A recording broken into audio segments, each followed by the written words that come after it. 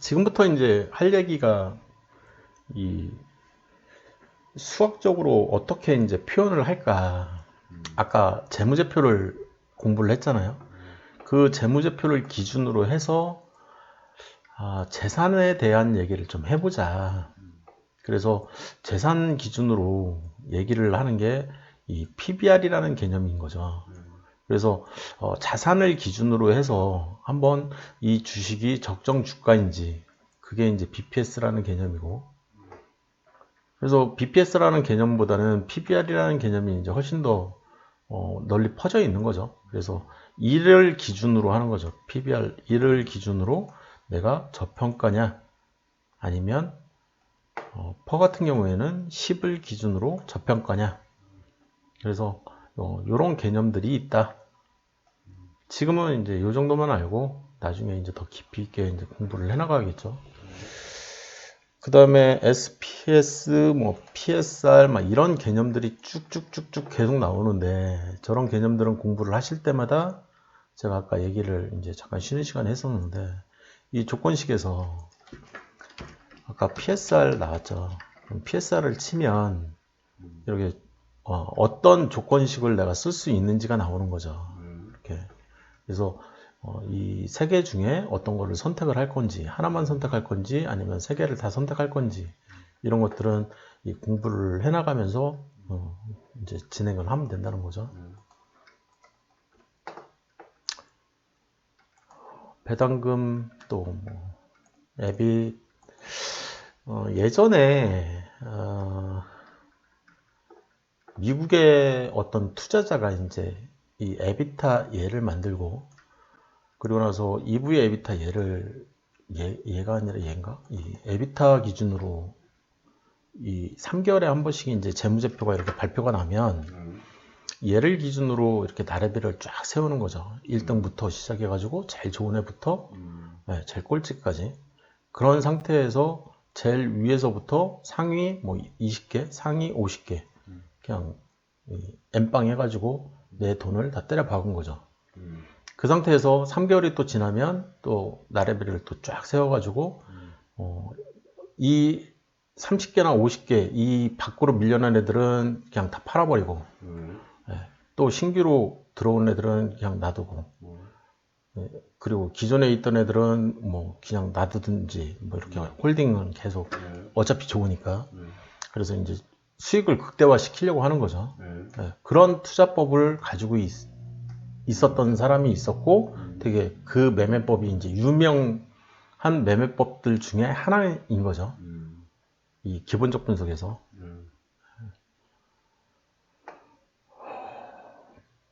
그래서 핵심 지표라고 얘기를 많이 하는데, 뭐 저 같은 경우에는 여기서 PBR과 퍼 요 두 개만 쓰고 있기 때문에 나머지는 제가 안 쓰는 지표들이고, 그 다음에 이제 안정성 비율을 내가 이제 볼 때 유동 비율, 뭐 당좌 비율, 부채 비율 막 이렇게 보고 있는데, 지금 요즘에는 좀 생각이 많아요, 이쪽에 대해서. 그래서 이 두 개도 지금 없애버릴 생각을 조금 하고는 있어요. 지금 유보율은 새로 이제 집어넣은 개념이기 때문에. 이 유동 비율이나 이 부채 비율 제약 때문에 산업이 없어진다겠죠. 특정 산업이. 특정 업종이 그냥 다 날아가 버리는 거죠. 부채 비율 100%이 제약 때문에 은행이 그냥 다 날아가 버리고 증권사 다 날아가 버리고. 그래서 요번에도 이제 영문 같은 경우에 이 키움증권이잖아요. 지금 작년 같은 경우에 키움증권도 이 비대면 어쩌고저쩌고 얘기 나오면서 많이 이렇게 올라갔잖아요. 5만 원에서 16만 원까지 날아갔으니까 한 5배 정도 날아간 거죠. 이 3배 정도 날아간 거죠. 이 3배 정도 이렇게 날아가는 얘를 못 먹는 거죠. 그리고 이제 예전에 저였으면 이런 저항선이라도 그려서, 그죠? 이런 이제 장대 항봉이 나왔을 때 관심이라도 가졌을 텐데, 이런 장대 항봉이 나왔을 때 예죠. 여기서부터 관심을 가졌을 거라는 거죠. 쉽게 얘기하면. 근데 관심을 아예 안 가진 거죠. 왜냐하면 이 조건 검색에는 이 키움증권이 안 나오니까. 왜? 내 조건식에 그게 들어가 있기 때문에 그런 거죠. 내 조건식에 예를 들면 이 급등주 매수 신호 안에 이 부채 비율이 들어가 있는 거죠. 100% 이하. 네. 그리고 저평가 매수 신호에도 이 부채 비율이 100% 이하. 얘가 들어가 있기 때문에 이 증권사는 다 날아가 버리거든요. 그래서 그런 것들을 좀 고려를 해야 되는 거예요. 항상. 이렇게 해도 괜찮을까? 그러면은 얘 때문에 배제된 회사들 유보율도 괜찮고 유동비율도 괜찮은데 얘 때문에 배제돼 있는 애들이 이제 있잖아요. 그러면 걔네들은 어떻게 할까? 이 생각은 좀 가지셔야 돼요. 그래서 제가 어떤 이제 이 조건식을 제가 이제 만든 거를 드리면 이제 이런 생각들을 항상 하셔야 되는 거죠. 아, 얘 때문에 배제돼 있는 애들은 어떤 애들인가? 진짜 안 좋은 애들만 배제되는 건가? 아니면 좋은데도 이제 어쩔 수 없이 배제되는 건가? 네, 이렇게 이걸 좀 구분할 수 있어야 된다는 얘기죠. 이해됐죠? 무슨 얘기인지 여기. 그리고 여기에 보면 이제 이런 애들이 여기 보면 영문 HTS에서 제공하지 않는 애들이다라고 이 DPS 얘도 없다. 지금 이제 그런 얘기를 하고 있잖아요. 이 조건식에 이 DPS를 치면 지금 빵이 나왔잖아요. 네, 여기 없다라고 이제 이 DPS는 제공하지 않는다. 근데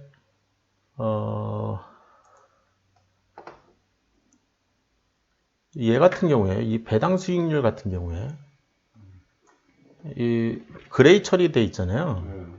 이게 무슨 얘기냐면 여기에 이제 이 배당 수익률을 딱 치면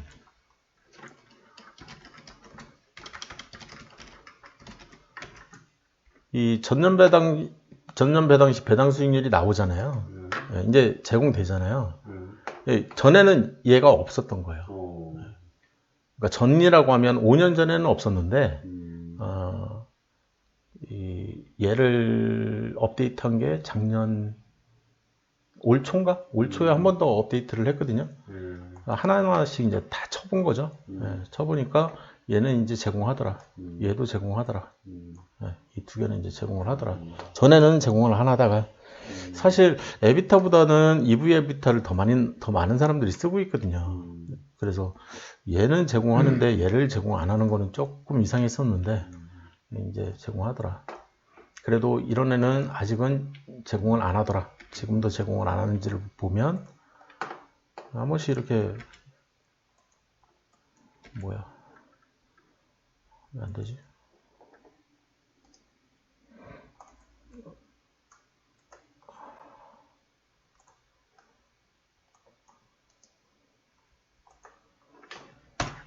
지금도 제공 안 하죠? 무슨 얘기인지 이해되시죠? 그래서 지금 이런 얘기들은 사실 이제 어떤 기준점이 필요한 거죠. 그냥 무조건 제공 안 한다 이런 얘기보다는 2021년 10월 24일 날 확인을 했는데 영문 HTS에서 미제공하더라. 이렇게 이제 기준점을 잡는 게 좋지 않을까라는 생각입니다. 여기까지도 크게 어려운 점은 없을 것 같고요.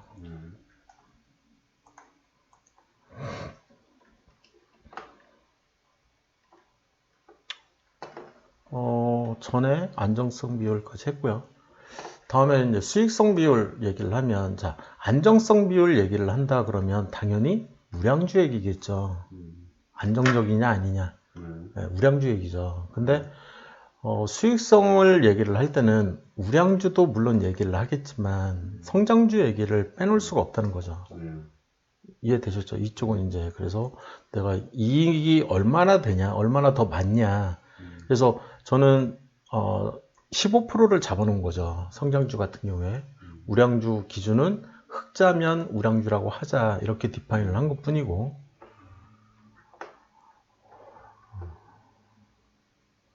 그 다음에 이제 활동성 비율 얘기를 하는데, 이 재고자산 회전율이라는 게 있어요.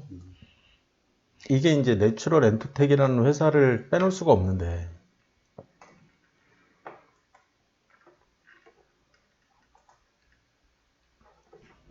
이 내추럴 엔터텍이라는 이 회사는 이제 정지 먹었다가 풀렸나 봐요.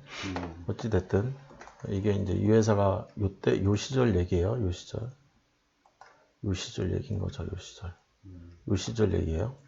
요때 이제 무슨 일이 있었냐라고 했을 때 이 회사가 돈을 무지막지하게 벌었어요. 이때. 그래서 기관 외국인이 쌍끌이었던 거죠. 요 시절에. 근데 요때 이제 하수호 문제가 터졌어요. 뻥카. 하수호를 가짜 하수호를 쓴다. 이 회사가. 그래서 이 회사가 정지 먹었어요. 공장도 정지 먹고 공장 정지 뭐 몇 개월 뭐 이런 걸 막 정지를 먹고 이 공장장 깜빵 가고 막 이런 식의 이 사건이 터진 거죠. 그래서 어떤 일이 벌어졌냐면 하한가가 막 치는 거죠. 이렇게 하한가. 하한가가 장난 아니게 막 지금 다 하한가거든요. 장 시작과 동시에 하한가인 거죠. 그래서 이런 일들이 벌어진 회사였던 거고 이 문제를 이게 이제 활동성 지표인데 이 활동성 지표를 요때 제가 쌍끌이였다고 표현을 했잖아요. 쌍끌이. 요때 쌍끌이 이렇게 쌍끌이. 기관과 외국인도 체크를 안 하는 체크를 안 했기 때문에 이 점하락을 맞은 거죠. 사실 기관 외국인 전부 다 점하락입니다. 이거. 그 얘기는 무슨 얘기냐면 이런 일이 거의 벌어지지를 않는 거죠. 이런 일이 거의 벌어지지를 않는 거고 저는 이제 얘를 분석을 했었잖아요. 얘를 분석해서 이 자료를 가지고 있잖아요. 이 정보를 가지고 있잖아요. 이 정보를. 이런 일이 벌어져도 망하지를 않는다는 거죠. 상표도 안 되고 거래 정지도 안 당했었고 그잖아요.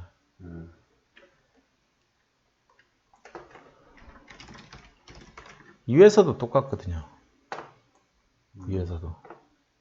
이 회사도 재료 문제가 있었어요. 이때.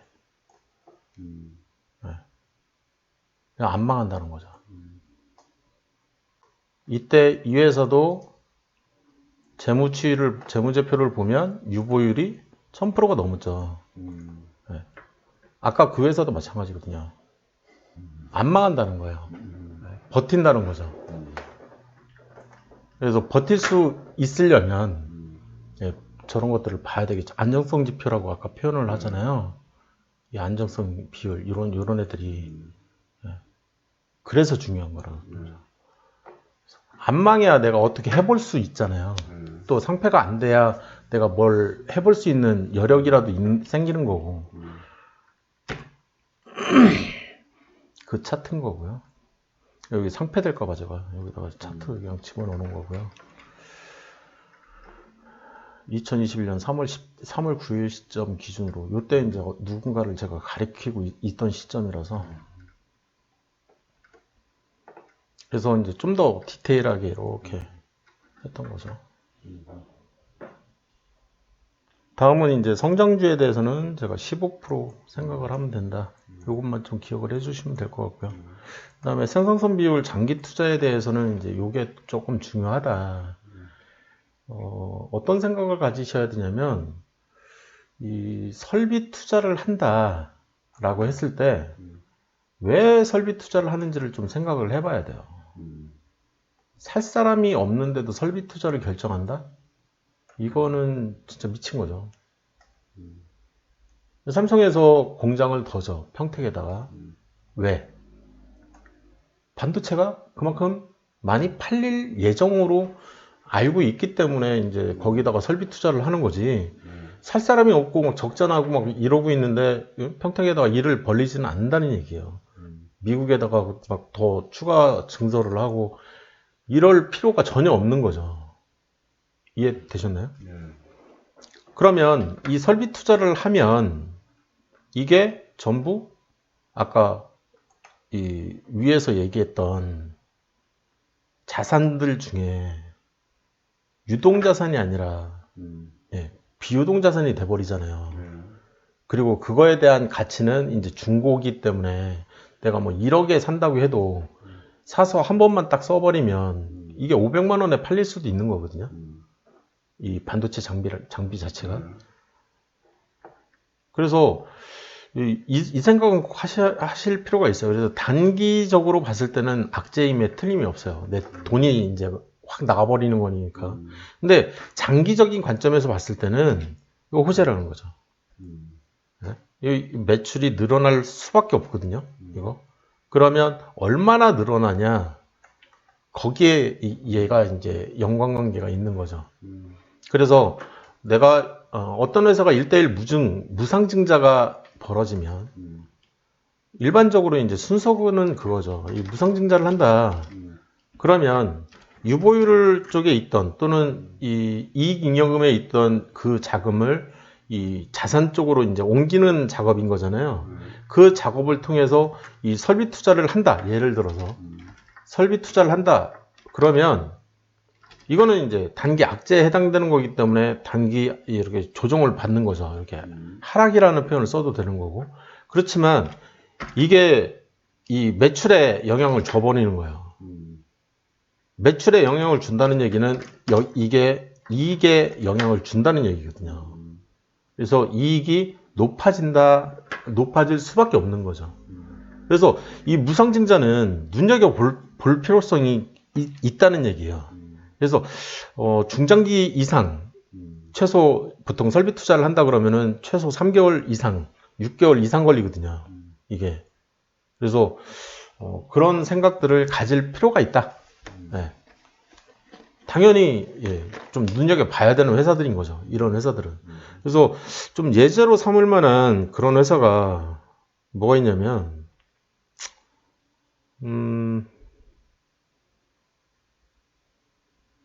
요즘엔 뭐 다 주가가 다 올라가 버려가지고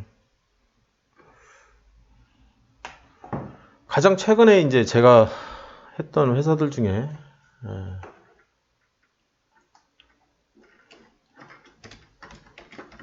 유니테크노라는 회사가 있고요. 유니테크노라는 회사가 여기서 이제 무상증자를 여기서 한 거죠. 그래서 여기서 했고요.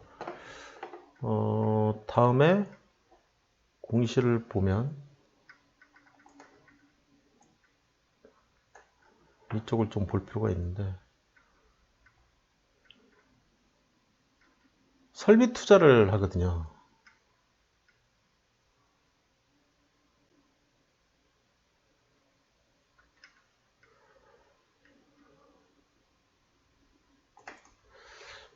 이건가? 이걸 봐야 되나? 무상증자를 결정을 했을 때 이 안에 용도가 나올 거예요.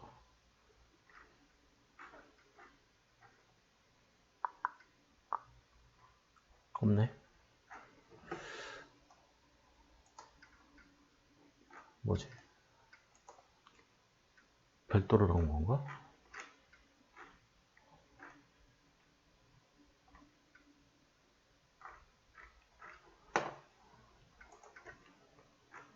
아, 당황스럽게 만드네.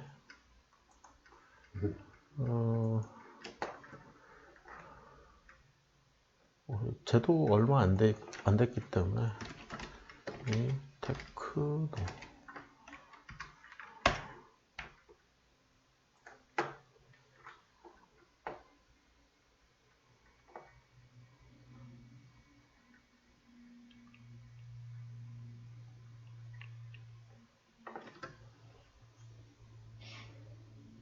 왜 없지?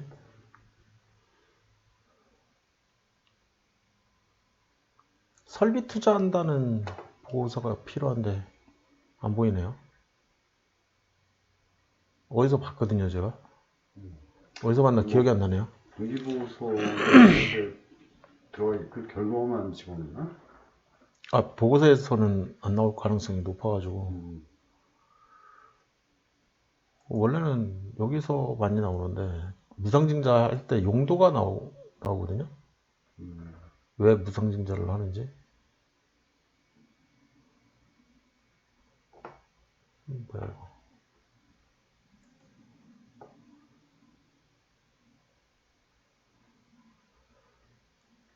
100개를 냈는데 왜 이거밖에 안 나오지?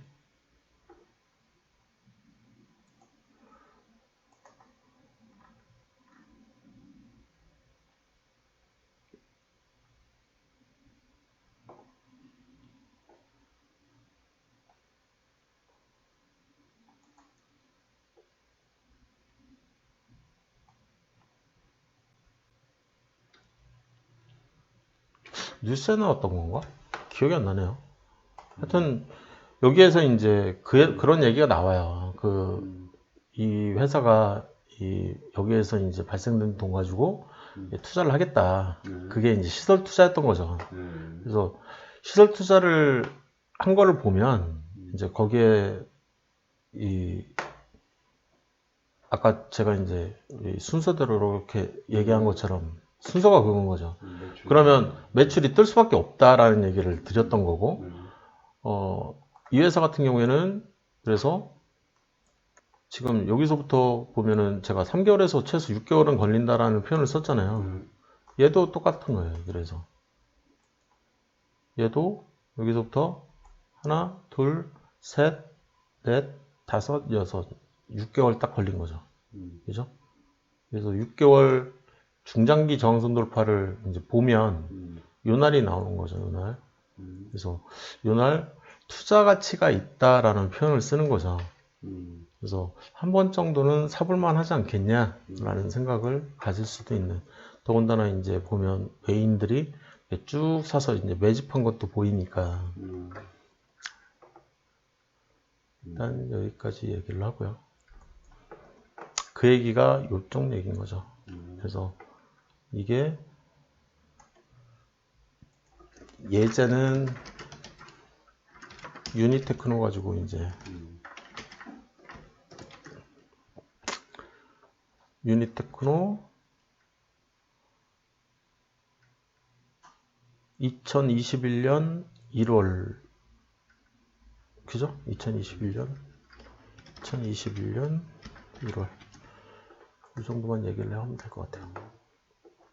이렇게 안 적어놓으면 또 제가 까먹어가지고 좀 전에도 유니테크노 회사 이름 찾느라고 예제인 거죠. 예제. 다음에 이제 뭐 이런 용어들이 있다. 시총부터 시작해가지고 뭐 액면가 이런 건 넘어갈게요. 아까 이제 이 보고서 딱 열자마자 제일 먼저 본 게 저 같은 경우에는 이 본사 주소였던 거죠, 그죠? 본사 주소 좀 중요시하니까 시총이야 뭐 당연히 중요한 거고. 그리고 이제 주식 담당자 전화번호가 이제 거기 있는데 문제는 그거죠. 진짜 사건이 벌어졌을 때 전화하면 전화해봐야 소용이 없는 거죠. 전화를 안 받으니까.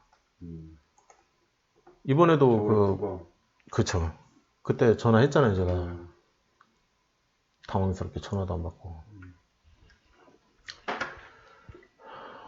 다음은 이제 가치투자 발굴 6원칙에 대한 얘기인데요.